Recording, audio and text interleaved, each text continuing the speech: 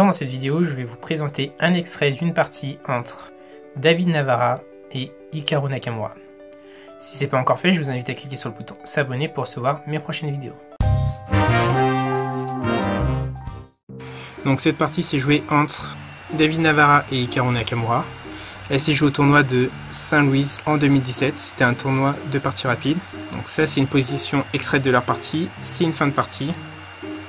On regarde la position, on voit que les blancs ont un roi et un fou. Donc les noirs ont fou, 3 pions et un roi. Et on se dit, les noirs sont gagnants. Et ce qui est bien justement, c'est que c'était aux blancs de jouer. Et comme on l'a vu tout à l'heure, les blancs ont joué un roi C3. Ils ont pris le fou.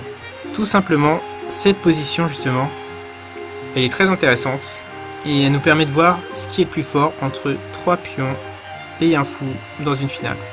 Certains vont se demander pourquoi on a pris le fou. Bah, c'est très simple, parce que si on ne prend pas, les noirs ont 3 pions de plus, et ça devrait gagner facilement. Donc c'est le coup le plus logique, on prend. Maintenant, je vous dis de réfléchir. Donc je vais tourner l'échiquier, vous avez les noirs, vous devez trouver le plan pour les noirs dans cette position. Et ensuite, ce que je vais faire, c'est que je vais vous donner le plan des noirs.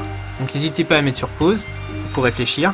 Et pour ceux qui sont trouvés, eh ben c'est bien, on va voir ensemble quel est le plan des noirs. Quel est mon plan pour les noirs. Donc le plan des noirs est simple. Donc la première étape, c'est d'arriver avec le roi sur la case de 3. On la voit. Ensuite, c'est de pousser le pion F jusqu'à la case F3, de pousser un pion jusqu'à la première rangée et le transformer en dame. Ça paraît simple. Donc Hikaru Nakamura joue logiquement la première étape du plan. L'idée, c'est d'atteindre la case E3.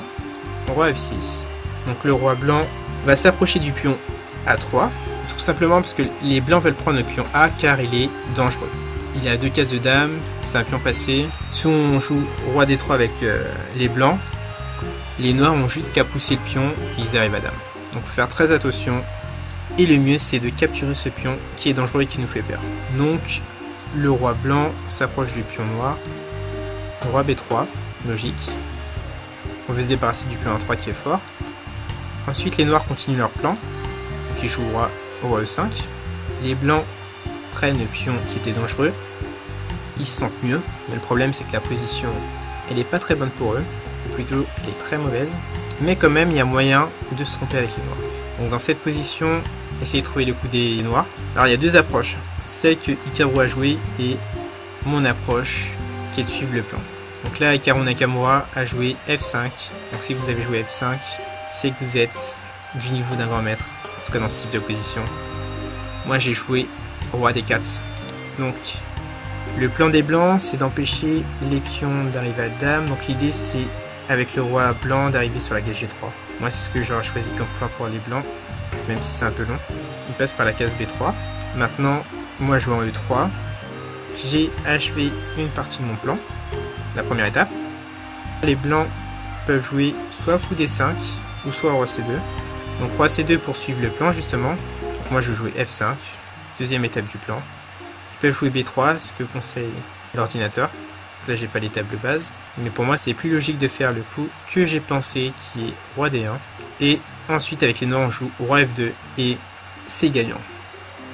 Il y avait une autre possibilité, donc on était ici. Donc roi C2, F5, roi B3. Pas le coup d'ordi, roi D1 c'est ce qu'on a vu. Et maintenant, au lieu de jouer roi C2, qui me semble logique, il y a une possibilité que l'ordinateur a proposé, c'était fou D5, qui me semble moins fort encore. Parce que là on peut jouer G3, là c'est gagnant pour les noirs, facilement. Et sinon on peut jouer aussi F5. C'est ce que j'ai pensé directement, F5. Et ensuite, beaucoup plus tard, j'ai vu qu'il y avait en fait G3 comme possibilité. Donc, F5 c'est un peu moins clair, mais on suit notre plan. Roi C2.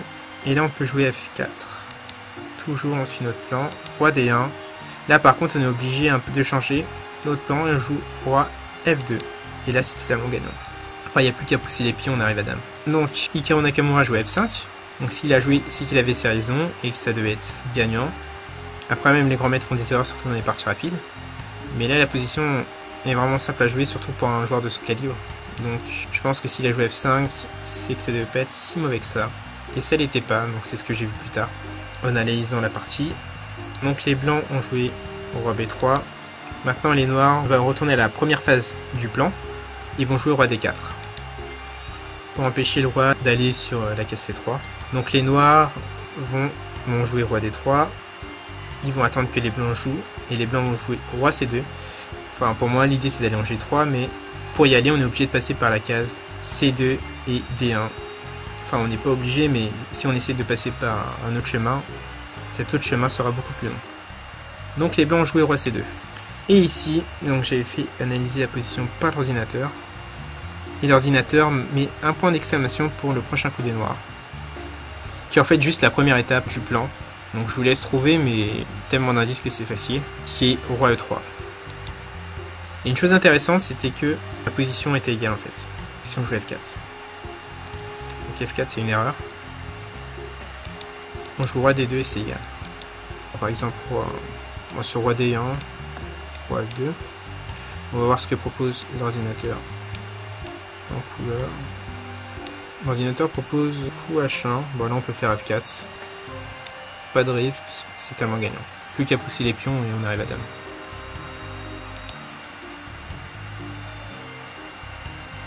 Et je pense que vous avez compris l'idée de ces coups. Maintenant, si vous avez une question, n'hésitez pas à la poser en commentaire. Si cette vidéo vous a plu, cliquez sur j'aime. N'hésitez pas à la partager à des personnes qui pourraient être intéressées par ce contenu.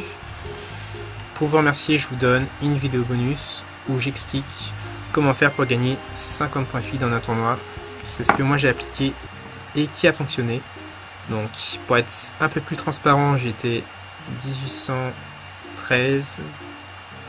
Et dans ce tournoi-là, j'avais gagné 59 points. Donc je pense que même à 1900 et à 2000, en appliquant cette méthode, ces points on les gagne. Je pense qu'on peut gagner 50 points facilement jusqu'à 2000. Et au-dessus, on continue à gagner des points, mais je peux pas garantir que ce sera 50 points. Ça peut être 25, 35, 15, ça dépend. Donc je vous dis à tout de suite pour ceux qui vont prendre cette vidéo bonus. Il suffira juste d'indiquer votre prénom et votre mail. Je vous dis à demain.